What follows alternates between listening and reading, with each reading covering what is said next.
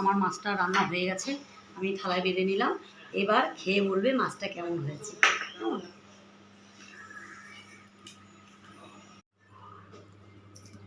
মামি এই ভাপা ইলিশটা কি করে করছো দেখি? এই মাছের মধ্যে না কাঁচা তেল, নুন, হলুদ মাখিয়ে রেখেছি।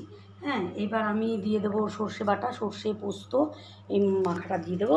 পুরো শিলনোড়ায় বেটে নিয়েছি একদম। বাটাটা দেখালে ভালো হতো, পুরো শিলনোড়ায় বাটা। হ্যাঁ, বেটে নিয়েছি। এবার আমি দিয়ে দেবো কাঁচা লঙ্কা চেরা দিয়ে দেবো। কাঁচা লঙ্কাগুলো চেরা দিয়ে দিলাম, সব কটাই দেবো, একটু ঝাল ঝাল ভালো লাগে। আর একটু গোলমরিচের গুঁড়ো দিয়ে দেবো, দিয়ে এটা মাখিয়ে রেখে দেবো। একটু গোলমরিচের গুঁড়ো দিয়ে দিলাম। কাঁচা তেল আমি আগেই দিয়েছি, আর একটু দেবো, দিয়ে মাখিয়ে রেখে দেবো। তারপরে কড়াইতেই করবো এটা, পাতায় বা ইসতে করবো না, দিয়ে ভালো করে মাখিয়ে রেখে দেবো। এখন মাখিয়ে মাছটা ভালো করে মাখিয়ে রেখে দিচ্ছি।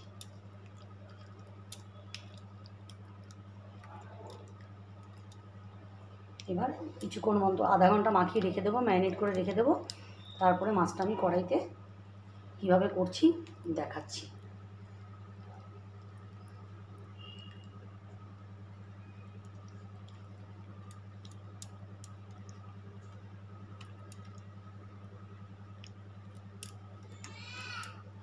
আচ্ছা, আমার মাছটা ম্যারিনেট করে রেখে দিয়েছিলাম।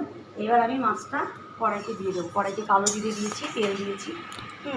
এবার মাছটা আমি দিয়ে দেবো, কিন্তু সব মাছগুলো দিয়ে দেবো।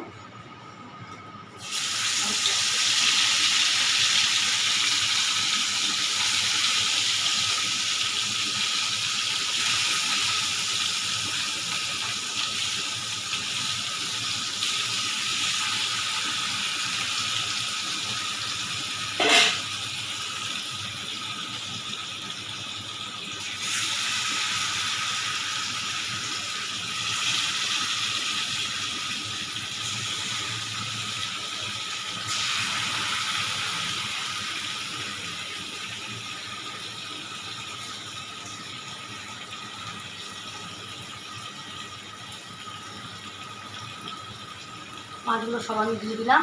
এবার এই থালাটা ধুয়ে একটু জল দিয়ে দেবো, থালা ধুয়ে একটু জল দিয়ে দেবো।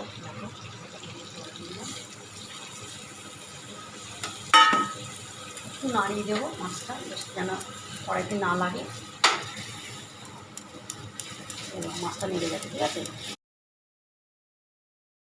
মাছটা আমি ঢাকনাটা সরিয়ে নিলাম। এবার মাছটা হয়ে গেছে, আমার তেল ছেড়ে গেছে মাছে। এবার আমি একটু কাঁচা তেল দেবো মাছের মধ্যে, আর একটু কাঁচা তেল দেবো, আর একটু কাঁচা তেল দেবো। আমার মাছটা হয়ে গেল। এবার আমি মাছটা দিয়ে দেবো, গ্যাসটা নিভিয়ে দেবো।